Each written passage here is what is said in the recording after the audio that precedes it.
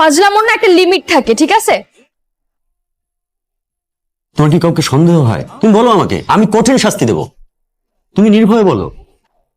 আরমান, তোমার ঘরে মা বোন নেই? চুপি! তুমি কি করে পারলে এরকম একটা কাজ করতে? স্যার আপনি কোনো প্রুফ ছাড়া আমাকে চার্জ করতে পারেন না।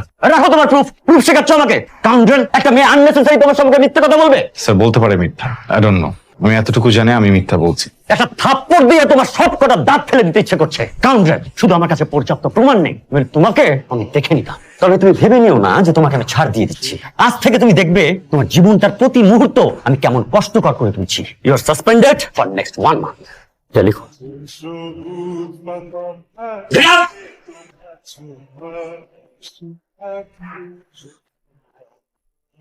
আরমান, চোখ প্রবলেম কি? শুরু থেকে পিছিয়ে লেগেছো আমার।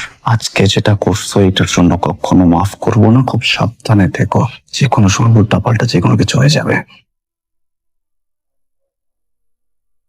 ও তোমাকে কি বলে গেল? থ্রেড দিয়ে গেছে, বলছে উল্টাপাল্টা কিছু করবে। এইভাবে ভেঙে পড়ে চলে?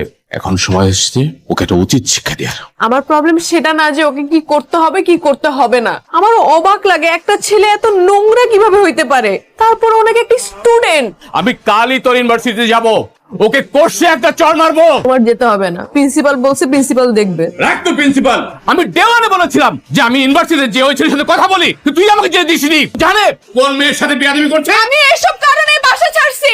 যদি বলো তাহলে আমি এখনই বাসা থেকে চলে যাব। আমি এসব টাইম চাই না।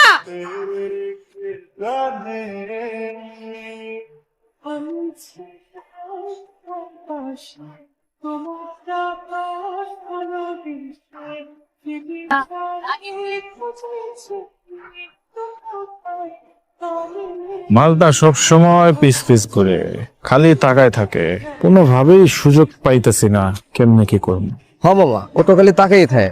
একটু বলার একটা কাম করা যায়, আমরা একটা গেম খেললাম 10টা